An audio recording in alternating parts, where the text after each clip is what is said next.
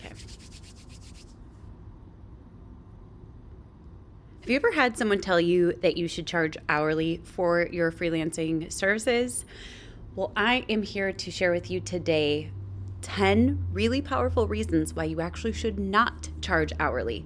Believe it or not, charging hourly is actually distracting, diminishing, and slowing down your growth progress in your business. Now, when I first started as a freelancer, I was working for $15 to $25 an hour. And at that time, it seemed like amazing, fantastic money, and I was so grateful for it.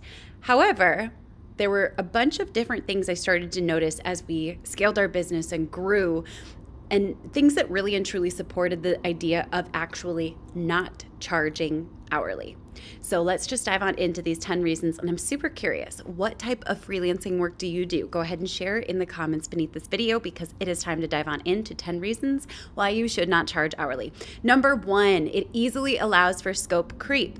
When something is hourly, it's very easy for a client to just quickly add on a bunch of new things like, oh, can you also do this? Oh, can you also do this? And it doesn't really take into regard or account what services you actually want to offer. It's very easy for clients to keep adding it up. And because that hourly rate, the more you work, the more you do, the more you make, the more you start to think yes to things, not taking into account how aligned they are and if it's something that you actually want to offer. Reason number 2 why you should not charge hourly. It actually sets you up for feast and famine. I'm a much bigger fan of monthly retainers. I'm a huge fan of charging monthly and having set deliverables that come every single month, no matter how the end result is created or delivered.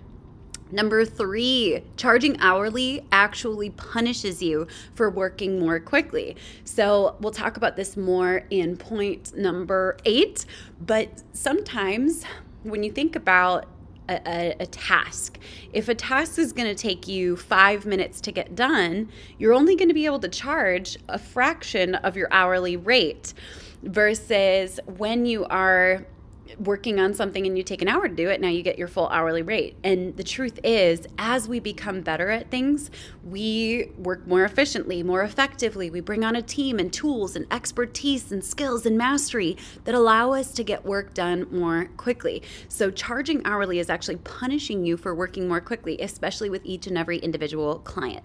Number 4, reason why you should not charge hourly.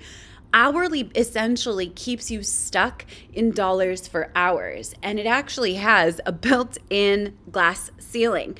So for example, if I work 100 hours a week and I charge, let's say, $20 an hour, that's great. That's $2,000 a week. That's a lot of hours to be able to make 6 figures. However, the math kind of works out. That's about 6 figures, but it's stuck. It's capped. I can't increase the amount of money that I make. Anyway, no chance of it happening. So when you're hourly, every single hour that you work is being given a specific non-leverage dollar amount. And in order for you to move beyond the dollars for hours world, you actually have to move into project, retainer, minimums, those types of things, so that you're not stuck in that cycle of dollars for hours. Reason number 5, charging hourly does not create margin for hiring, okay? So let's say I charge $25 per hour, okay? I charge $25 per hour.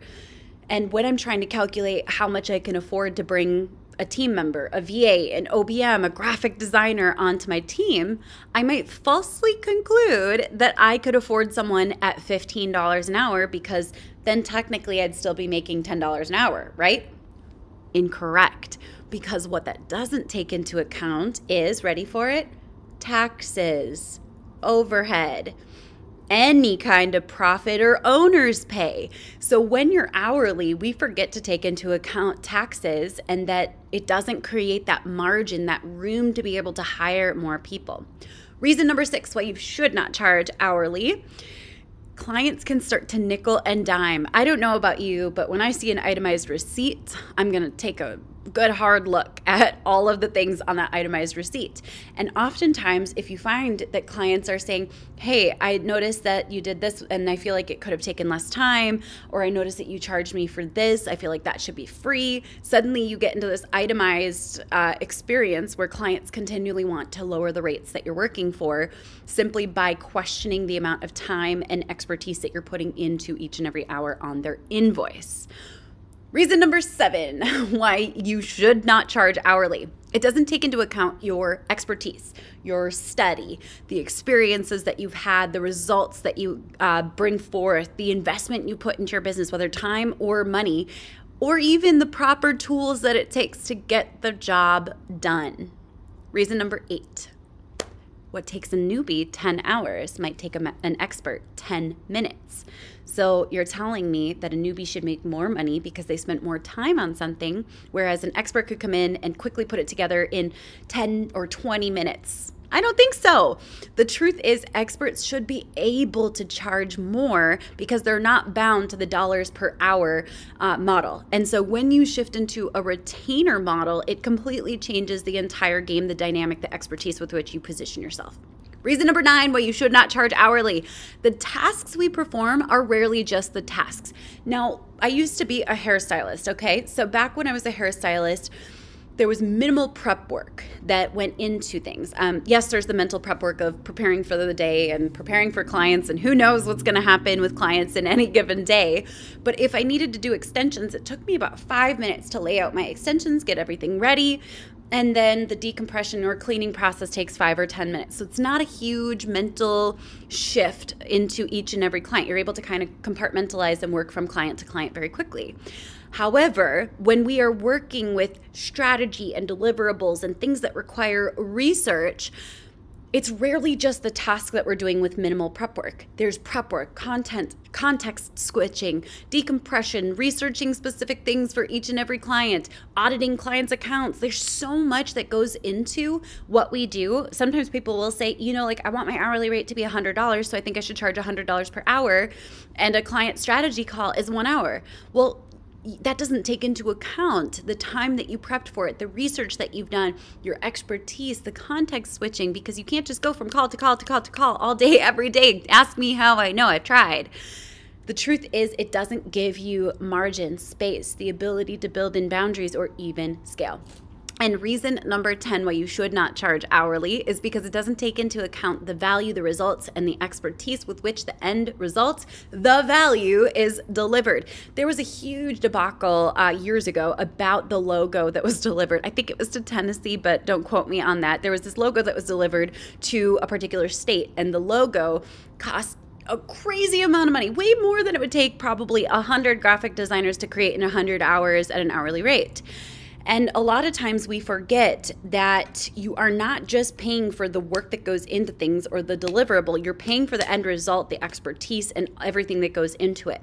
So the true value of your work comes from the results, the confidence, the deliverables, and the expertise and guidance that you bring to your clients. So I'm super curious to hear from you. Who here says some of these are so spot on for me? Oh my gosh, it's like you're in my brain. Go ahead and let me know in the comments below. And by the way, I have several fantastic resources specifically for freelancers, social media managers. You can check them out in the bio beneath this video. I will catch you guys later. Oh, and by the way, I'm going to be unleashing a whole new series about pricing, securing clients. So be sure to subscribe and check out my next videos in order to binge that fantastic series all about client work as a freelancer. I will catch you guys later. Bye for now.